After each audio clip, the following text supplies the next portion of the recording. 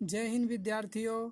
मैं कमल साहू आपके अपने YouTube चैनल कमल ट्यूशन क्लास में आप सभी का एक बार फिर से स्वागत करता हूं। विद्यार्थियों, मैं आप सभी के लिए इस बार गणित का सीरीज लेकर के आया हूं, जिसमें मैं आप लोगों को प्रारंभ से पूरा अंत तक का जो 10वीं का गणित है उसको पढ़ाया जाएगा। ठीक है, तो कोई भी विद्यार्थी जब ये कक्षा 6वीं से लेकर के पूरा 10वीं लेवल तक का रहेगा, प्रारंभ से गणित का जितना भी नियम धर्म सूत्र है वो सभी को सिखाते हुए 10वीं कक्षा का पूरा पाठ जो है वो प्रारंभ पाठ से अंतिम पाठ की ओर अग्रसर हम लोग इस वीडियो के माध्यम से होंगे। ठीक है, तो जैसा कि मैं आप लोगों को शुरू से बोला हूँ, तो जिन विद्यार्थियों को गणित में एकदम कुछ भी से जानकारी नहीं रहता उन विद्यार्थियों के लिए, और जो कक्षा 6वीं में प्रवेश करते हैं उनके लिए तो अति आवश्यक है। कक्षा 6वीं में प्रवेश करने वाले सभी बच्चों को इनमें, जैसे कि आप लोग देख रहे हो इस सूची में, ये सभी सूची का सम संख्या, विषम संख्या, भाज्य, अभाज्य, परवर्ती, पूर्ववर्ती, स्थानीय मान, अंकित मान, प्राकृत संख्या, पूर्ण संख्या, वर्ग संख्या, घन संख्या तथा परमेय संख्या, इनका थोड़ा सा बेसिक नॉलेज उनको होना चाहिए जो कक्षा 6वीं में प्रवेश करते हैं उन बच्चों को, और जो मिडिल स्कूल में पढ़ रहे हैं उन सभी बच्चों को। ठीक है, तो आज का जो वीडियो है इन्हीं पे आधारित है, और इसके जस्ट बाद नेक्स्ट वीडियो हमारा परमेय संख्या पे रहेगा। ठीक है, ये जो परमेय संख्या होता है इनकी जो सभी संक्रियाएं हैं, जैसे जोड़ना, घटाना, गुणा करना, भाग करना इत्यादि, इन पे रहेगा। तो आइए शुरुआत करते हैं सम संख्या से।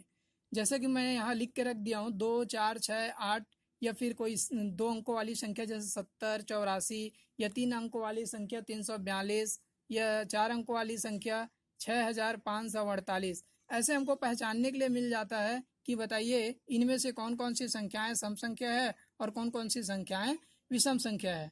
तो हमें बस एक ही बात ध्यान में रखना होगा, जिन संख्याओं का जोड़ा बने, अच्छे से आप लोग सुन रहे हैं ना, जिन संख्याओं का जोड़ा बने, या फिर जिन संख्याओं के इकाई का अंक 2, 4, 6, 8 या 0 हो, उन संख्याओं को हम सम संख्या कहते हैं। अब ये सम संख्या 2 अंकों वाली, 1 अंकों वाली, या 3 अंकों वाली, 4 अंकों वाली कुछ भी हो सकती है। ठीक है, आ जाते हैं विषम संख्याओं पे। तो विषम संख्या जिनके इकाई के अंक में 1, 3, 5, 7, 9 हो उन्हें हम कहते हैं, या फिर दूसरे शब्दों में हम बोल सकते हैं जिनकी जोड़ी नहीं बनता हो। ठीक है, जैसे 19, आगे बढ़ते हैं 37, 3 अंक की संख्याओं में 601, इकाई पे देखिए 1 है, और 4 अंकों की संख्याओं में 7643, तो देखिए इकाई में इनका भी 3 है। ठीक है, तो ऐसी संख्याएं जिनके इकाई में 1, 3, 5, 7, 9 हो, और वो संख्याएं जो जिनकी जोड़ी ना बने, हम उनको बोलते हैं विषम संख्या। ठीक है, उम्मीद करता हूँ यहाँ तक आप लोग समझ चुके होंगे। आगे बढ़ते हैं भाज्य संख्याओं पे। तो भाज्य संख्या, जैसे मैं यहाँ एग्जाम्पल लिख दिया हूँ 2, 4, 6, 8, 10, 12, ये भाज्य संख्याएं भी 2 अंकों का, 3 अंकों का, 4 अंकों का कुछ भी हो सकता है। जैसे भाज्य संख्या हम उन संख्याओं को बोलेंगे साधारण शब्दों में जिनको हम 2 से अधिक बार विभाजित कर सके। जैसे मैं एक एग्जाम्पल लेके रख लिया हूँ, उसमें दिया भी हूँ 9 जो है वो भाज्य संख्या है। 9 पे हम अगर विभाजित करेंगे तो हम 1 से उनको विभाजित करते हुए आराम से विभाजित कर सकते हैं। ठीक है, या फिर हम बोल सकते हैं 9 को 3 से पूरा पूरा विभाजित किया जा सकता है, या फिर हम 9 को 9 से भी पूरा पूरा विभाजित कर सकते हैं। तो ऐसी संख्या हम ढूंढेंगे जो 3 बार, कम से कम न्यूनतम 3 बार विभाजित हो।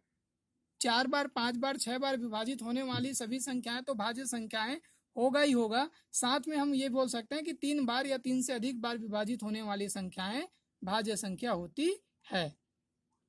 जस्ट इसका अपोजिट में है अभाज्य संख्या। तो अभाज्य संख्या ऐसी संख्या होती है जो केवल 2 बार ही विभाजित हो। एक तो वह 1 से विभाजित हो, और दूसरा स्वयं 29 जैसे हमने लिया है तो 29 से ही विभाजित होगा। इसके अलावा 29 जो है और किसी अन्य संख्याओं से विभाजित नहीं हो सकता। और इन्हीं अन्य संख्याओं में विभाजित नहीं हो संख्या, या फिर 2 बार विभाजित होने वाली संख्याओं का कुछ उदाहरण है, जैसे 3, 5, 7, 11, 13, 17, 19, 23 इत्यादि। ये सभी संख्याएं को हम बोल सकते हैं कि ये अभाज्य संख्या है। ठीक है, अब इनके आगे आते हैं परवर्ती संख्या में। परवर्ती का सीधा सीधा मतलब यह है एक बाद की संख्या पूछे। इसको साधारण शब्दों में समझा देता हूँ। अगर हमें कोई प्रश्न जो है एक का परवर्ती पूछ रहा है तो हम उसका उत्तर देंगे 2। एक का परवर्ती 2 होता है तो 2 का परवर्ती 3 होगा। ठीक बाद की संख्या होती है। 15 का परवर्ती 16, 154 का परवर्ती 155, 600 का परवर्ती 601 इत्यादि। ठीक है, तो हम कह सकते हैं परवर्ती संख्या ठीक बाद की संख्या होती है, इसके अलावा और कुछ भी याद नहीं करना। ठीक है, आगे बढ़ते हैं पूर्ववर्ती संख्या में। तो पूर्ववर्ती संख्या ठीक पहले की होती है। जैसे हमें कोई किसी ने प्रश्न किया कि बताइए 2 का पूर्ववर्ती संख्या क्या है, तो हम बोलेंगे 1। या फिर 8 का पूर्ववर्ती संख्या लिखो तो हम लिखेंगे 7। 38 का पूर्ववर्ती संख्या बताओ 37। 643 का 642। अतः हम कह सकते हैं ठीक पहले की संख्याएं पूर्ववर्ती संख्या कहलाती है। आगे बढ़ते हैं स्थानीय मान में। तो स्थानीय मान किसी भी संख्या में किस तरीके बताया जाता है। जैसे हमें इसमें पूछ दिया 9 का स्थानीय मान बताओ, तो हम तुरंत इकाई संख्या से उसकी गिनती प्रारंभ करेंगे। इकाई, दहाई, सैकड़ा, हजार, 10,000, लाख। तो 9 जो है स्थानीय मान 9 लाख बताएंगे। ठीक है, अगर कोई हमसे 2 का पूछेगा तो इकाई, दहाई, सैकड़ा 200। 4 का पूछेगा तो 4। तो इस तरीके से स्थानीय मान, उसका स्थानीय मान वह संख्या का इकाई, दहाई, सैकड़ा अंक के हिसाब से बताया जाता है। ठीक है, अंकित मान। अंकित मान स्थानीय मान के समान नहीं है, बिल्कुल अलग है। जैसे इस संख्या में अगर हमको 9 का इस अंकित मान पूछे तो इकाई, दहाई, सैकड़ा, हजार करने की आवश्यकता नहीं है। सीधा हम देख के बता देंगे कि 9 का अंकित मान 9 है। अगर 1 का अंकित मान पूछेगा तो 1 है, लाख नहीं बताएंगे। ठीक है, सिर्फ 1।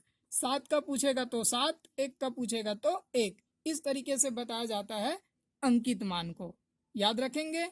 आगे बढ़ जाते हैं प्राकृत संख्या में। तो प्राकृत संख्या जैसे हम लोग गिनती प्रारंभ करते हैं खेल खेल में भी, तो हम लोग 1 से स्टार्ट करते हैं और 1 2 3 4 ऐसे करते करते हम लोग गिनती कभी खत्म नहीं कर सकते।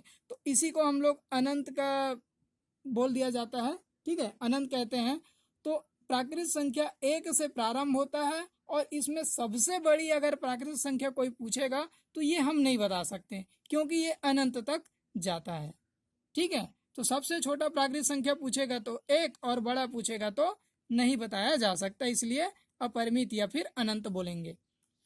ऐसे ही पूर्ण संख्या में अगर हमको कोई पूछेगा कि छोटा बताओ तो ये 0 से प्रारंभ होता है और इसका भी अंतिम नहीं बताया जा सकता, तो ये भी अनंत होता है, अपरिमित होता है। ठीक है, 0 से प्रारंभ अपरिमित तक जाएगा। ये 1 से प्रारंभ प्राकृत संख्या और ये भी अनंत तक जाएगा।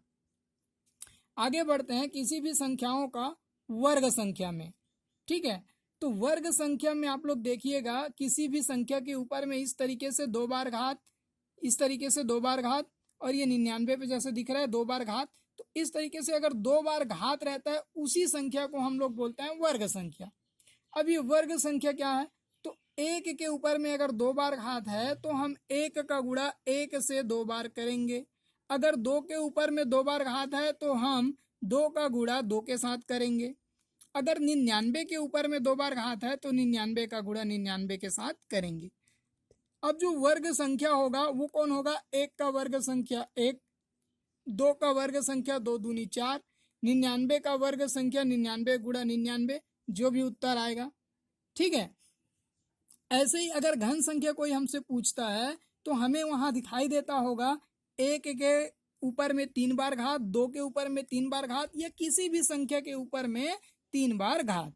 तो जब भी हमको 3 बार घात मिलेगा बिल्कुल वर्ग के जैसे ही हम लोग बनाएंगे। 2 बार घात मिला तो वर्ग बन गया, 3 बार घात मिला तो घन बन गया। 3 बार गुणा करेंगे, वर्ग में 2 बार गुणा करेंगे। ठीक है, तो 1 का अगर घन पूछेगा तो 1 एकम 1 एकम 1, 2 का अगर घन पूछेगा तो 2 दूनी 4 और 4 का गुणा 2 से फिर कर दिया तो कितना हो गया 8। ऐसे ही 11 का अगर घन पूछेगा तो 11 गुणा 11 121 और 121 का गुणा 11 के साथ फिर से करेंगे तो उसका उत्तर आ जाएगा 1331। तो हमें वर्ग संख्या क्या होता है इसे बार बार बताने की जरूरत नहीं पड़ना चाहिए। घन संख्या क्या होता है ये भी आप लोग बखूबी तरीके से समझ चुके होंगे। अब आगे बढ़ जाते हैं परमेय संख्या। तो परमेय संख्या को सीधा सीधा शब्दों में बोल दिया जाए तो अंश बटा हर के रूप में लिखने वाली सभी संख्याएं क्या कहलाती है? परमेय संख्या कहलाती है। ठीक है, इसे हम p बटे q के रूप में व्यक्त करते हैं, किंतु कभी भी q जो है वो शून्य नहीं हो सकता, अतः हम कह सकते हैं कि परमेय संख्या में हर कभी भी शून्य नहीं होता। देख लीजिए, मैं आप लोगों के सामने 1 2 3 एग्जाम्पल रखा हूँ, जिसमें एक धनात्मक, एक ऋणात्मक, एक थोड़ा से बड़ी संख्या को भी रखा हूँ। तो ये परमेय संख्या 2 अंकों वाला हो सकता है, या फिर माइनस अंकों वाला हो सकता है, या फिर 3 अंकों वाला, 4 अंकों वाला संख्या परमेय संख्या हो सकता है। ठीक है, जिसमें अंश और हर के रूप में होगा। अगर इसमें अंश पूछेगा तो 4 और हर पूछेगा तो 5, इसमें अंश पूछेगा तो माइनस का 6 और हर पूछेगा तो प्लस का 11। ठीक है, ये 256/80 ये भी परमेय संख्या है। तो इस तरीके से हम कह सकते हैं कि परमेय संख्या p बटा q के रूप में लिखा जाता है और ऊपर वाले को अंश और नीचे वाले को हर कहते हैं। अब अगला वीडियो हमारा इसी परमेय संख्या की संक्रियाएं पे रहेगा, जो मैं पहले ही बता चुका हूं कि किस तरीके से हम परमेय संख्याओं को आपस में जोड़ते हैं, घटाते हैं, गुणा करते हैं और भाग करते हैं। ठीक है, उम्मीद करता हूँ ये वीडियो आप लोगों को अच्छा लगा होगा। अगर अच्छा लगा होगा तो प्लीज़ लाइक कीजिए, अपने दोस्तों को शेयर कीजिए और इसी तरीके से पढ़ते रहिए।